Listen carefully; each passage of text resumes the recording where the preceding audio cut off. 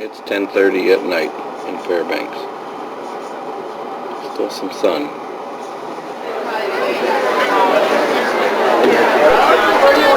Riverboat Discovery outside of Fairbanks. Rollin', rollin', rollin'.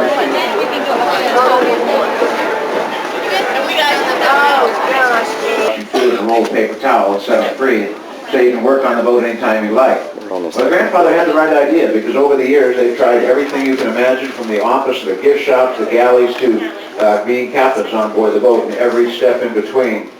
And so you've got a lot of traditions and a lot of history here on board the boat.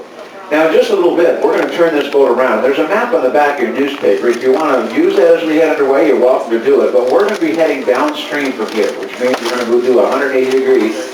And we're headed to the Tanana River, which is the largest tributary of the Yukon, and that's where we plan to spend most of our morning. We'll be going ashore for about an hour at the Chena Indian Village, learning about the Athabascan Indian culture from our native guides. Along this river and some areas of the Tanana, we will see activities on shore. And we'll just stay in the river. On the boat is a kind of a grandstand, and we'll see an airplane take off and land next to the boat.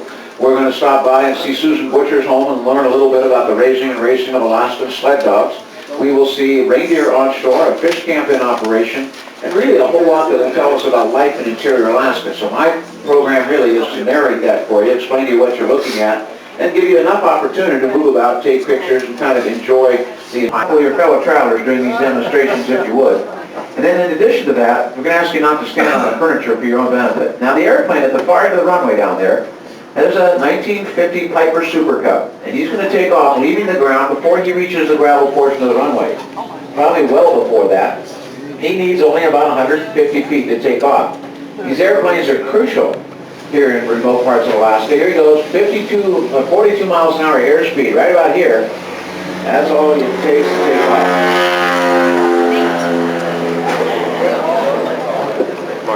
That's called a slip. Let's get in some pretty tight places. I am. If you're looking for the airplane now, look downstream, kind of off to the right from those float planes down there. Bill's got the flaps down. He's coming in. He'll do a slip right in here. This is kind of neat. Looks like he's going to put it right into the water because he's on a bend in the river right here. But right in here, he'll do this interesting maneuver, and he'll lose altitude rather dramatically. Backing off on the power a little bit. Now he's coming in nicely. There's a nice shot with the float planes in the foreground, and then he'll just touch down as smooth as silk. He'll come to a stop right here at the bow of Discovery 3, a perfect short field takeoff and landing by Bush pilot Bill Johnson and his Piper Super Cub. Thank you once again. Bill Johnson gave you a nice wave right here.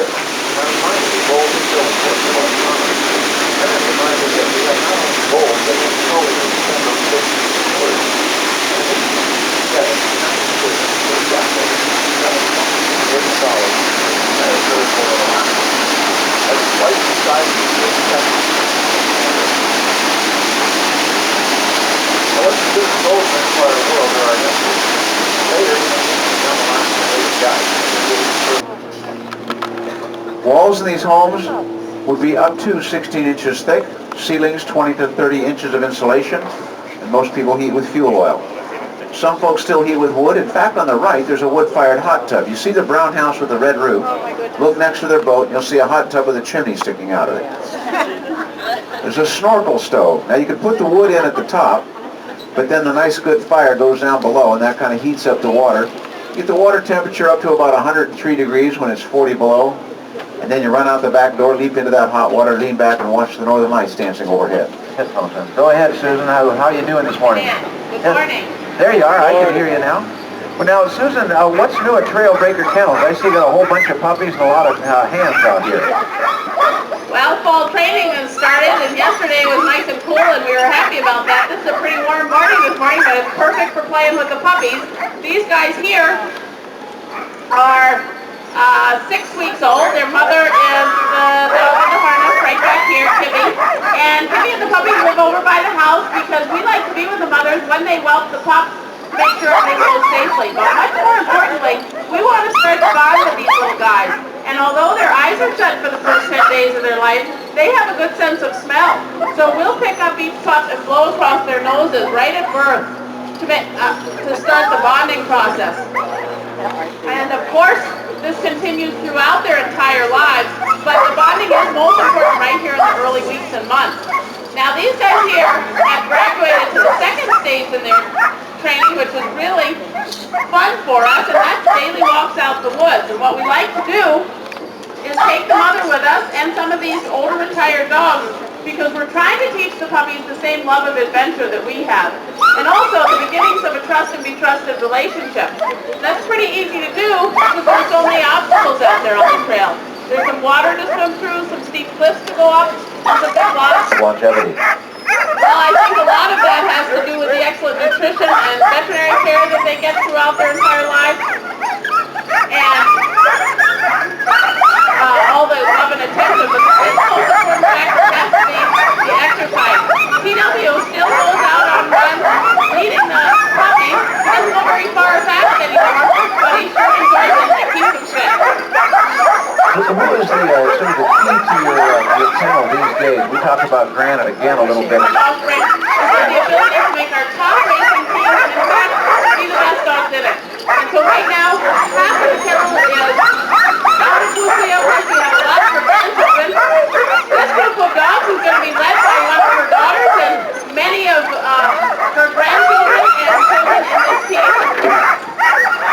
This is her 5-year-old daughter, Aries, one of her early litters. And Aries is one of our main racing dogs. We have Saturn up here with her. This is pretty much our, the other half of the team is made up with a bunch of young 2-year-olds. Many of them are starting to learn about leadership.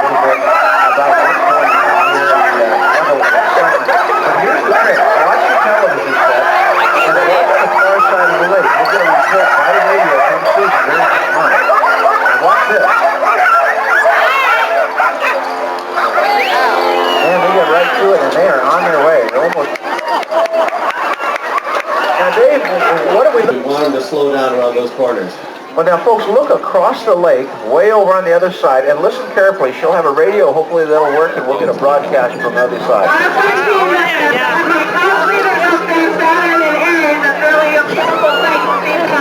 And these young ones are going just back and back with them. I know we're going 19 or 20 miles an hour right here on this back stretch, and they look beautiful. Really spread out. I know they want. Here she comes on the left hand, and listen for a left turn command. The left turn command is paw. Didn't hear the microphone on there, but look how they make that. And all by voice command. Beautifully done. And once again, Susan Butcher, Iditarod champion. Thank you. These guys desperately wanted to turn left up there rather than come around, go out on our winter trail, and that's what Also a we're going very talented teacher. She'll explain it and demonstrate it in very interesting ways. So right now, it's a real pleasure. We'll just hold right next to the fish wheel and say, Nanda, don't you, Dixie? Hi, the ice is Lindsay Muskie, thank you. I'm real pleased to be able to share just a little bit about fish camp life. This camp here is down on the river is very similar to the camp I grew up on. Up on the Yukon, my family suffered the same thing a lot today. My camp is located about 40 miles above the village of Fort Yukon. Very similar to this, although I think our camp up there is just a little bit bigger than this, and that's because I have 6 brothers, 6 sisters, grandparents, and lots of cousins that always visit us in the fish camp. So we have a lot more tents at wall tents like you do over here. Very comfortable to stay indoors all summer. We just come up really nice. Sometimes if it gets chilly at night, we just build a fire in the wall tent. But it's really exciting for the whole family to be able to spend all summer outside, especially after being inside most of the winter. And our smokehouse is up at this one back here. Other than that, our camp on the Yukon River, very similar to this camp on the Tanana today. But now, Dixie, what were some of the skills that you would have learned growing up in this camp? Well, I think this is the excellent time for the whole family to learn many different types of skills. Me and all my sisters preserved after all the chores were done around camp, of course. And all the salmon put up in the smokehouse. We would learn how to plant moose hides, caribou hides. We also learned how to do work, porcupine coal work, lots of skin sewing for winter clothing. And all these skills we would learn from my mother and also my grandmother. But this is also a good time for my brothers. Do they learn how to build fish wheels like this one here, which they still do today, and to make snowshoes and dog sleds, and they learned these skills from my father. But that was the main purpose we went to fish camp, was to harvest salmon, because in the winter months, my father went trapping, and he always kept his trap lined with dogs. He usually kept about 22 dogs, plus puppies, and each one of his dogs would eat 1 to 5 head of salmon a day. So you could imagine how much salmon we had to harvest for the whole team, for the whole winter's use, and that's not even including the salmon that we harvested for ourselves. But I remember many days my father would move around the fish wheel, telling hits a good spot next to the cut bank where the salmon tends to run pretty strong. Some days he would even have to turn off the wheel. We could catch up to a couple hundred salmon a day. When we're catching that much salmon, everybody's got big business. Well, folks, you can see the dried salmon in the fish trap rack in the smokehouse, and it all starts out right out of the river like that one right there. Dipsy, what is that? This here is the common salmon. We also have a nickname for these guys. We call them the dog salmon. And the only reason we call them the dog salmon is because they run twice in one season. Therefore, we can catch a lot more big tongue salmon, more so than the kings and the silver. So it makes sense for the dogs. I've seen them get up to the Arctic Circle along the Yukon River. It is the largest Athabascan village here in Alaska.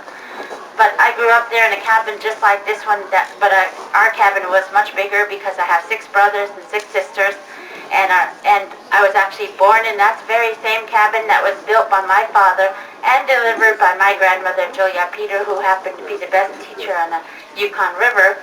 Ceremonial cheese stocking and maidens dress that Dixie has made. Now Dixie to tan these hides in the traditional method that Grace has just got done explaining.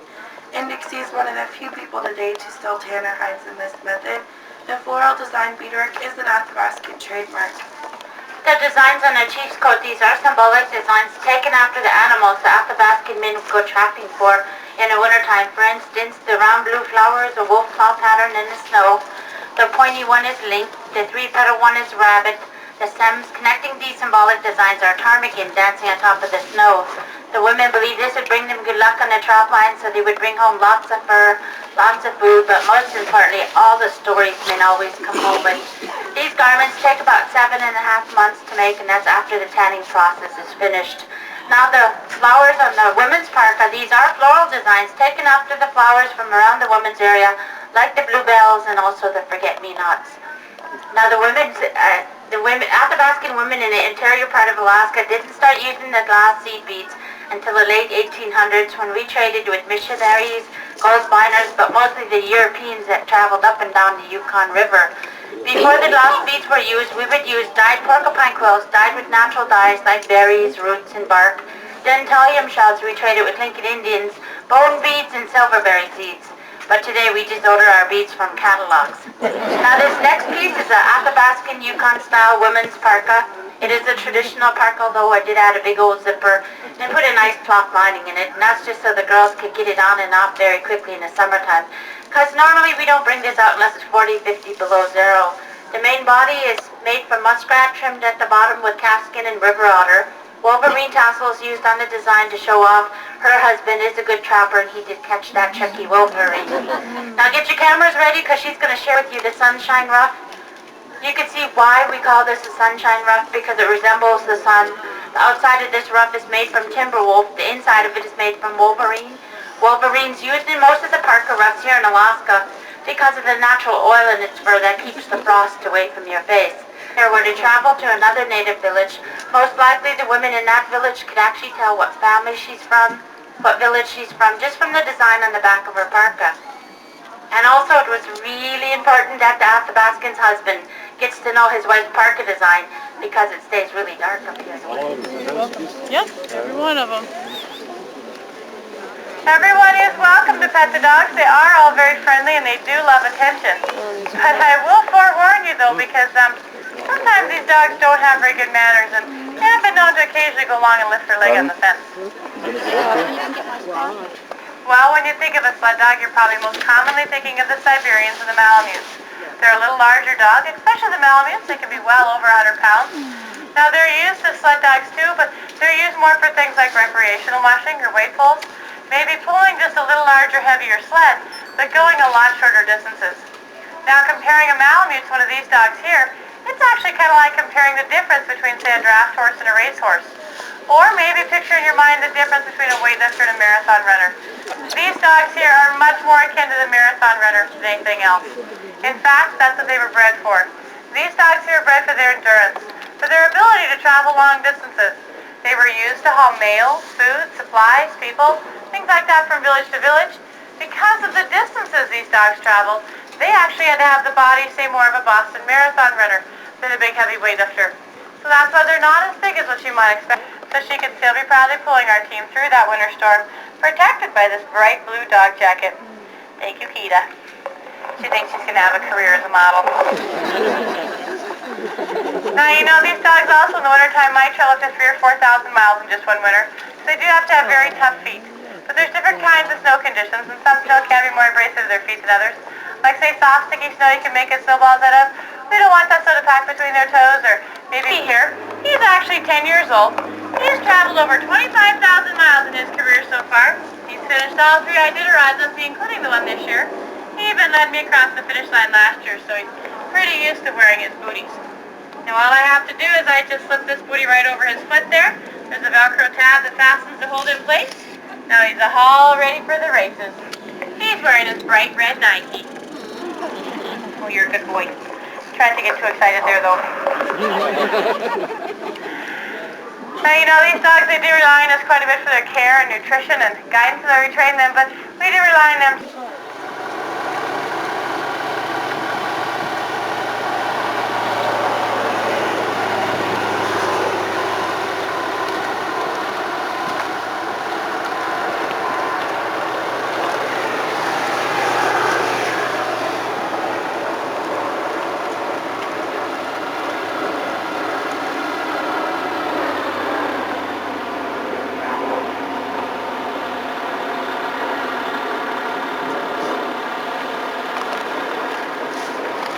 I'm standing about here.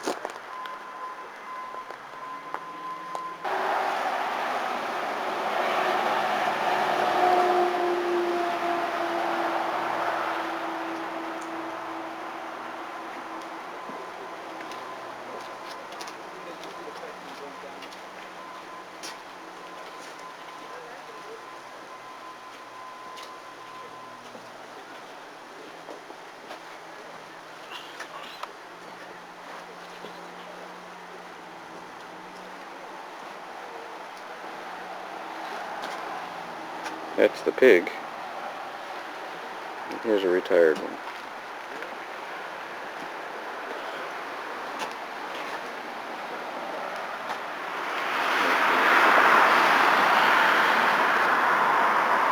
This is North Pole, Alaska, Santa's land.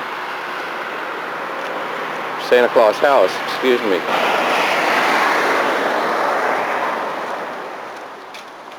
We're a little bit south of North Pole.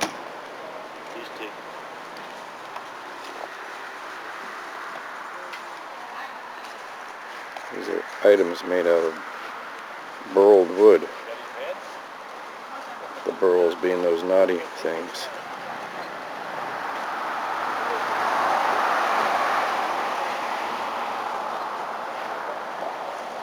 Their state bird, the mosquito.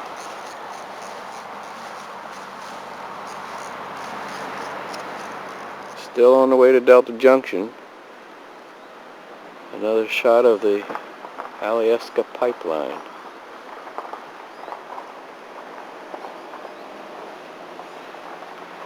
This time over a river.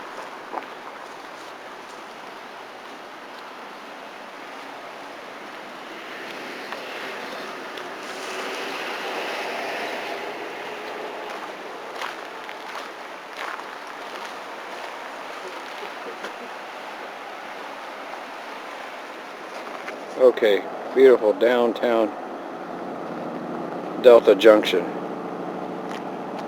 This is not only downtown, this is the town. There's the motel. And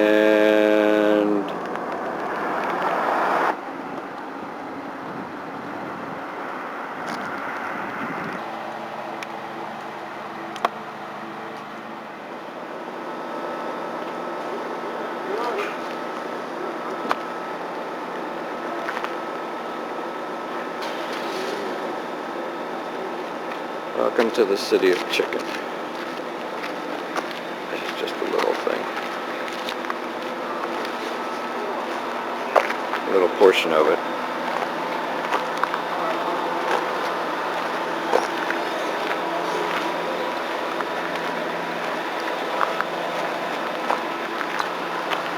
Here's an interesting place over here.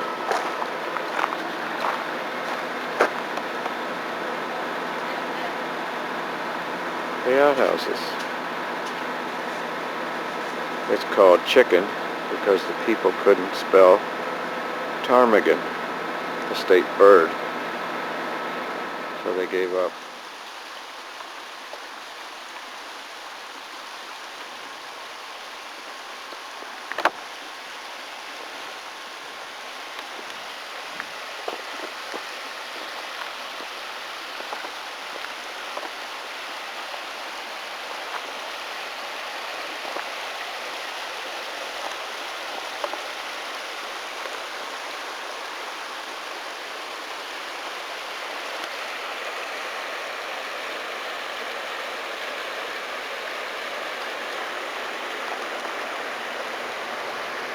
This is what happens when a vehicle...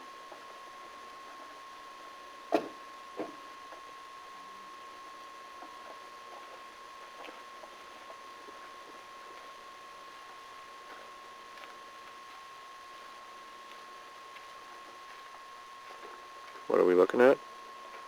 Land.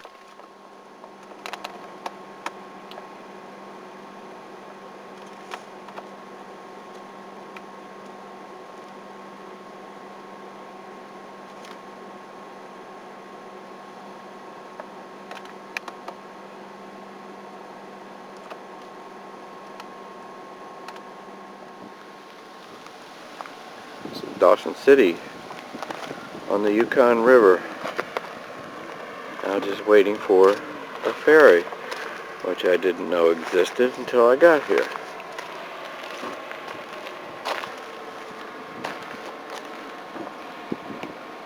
It's free. Just keeps on running all day long. Look at them fighting the current.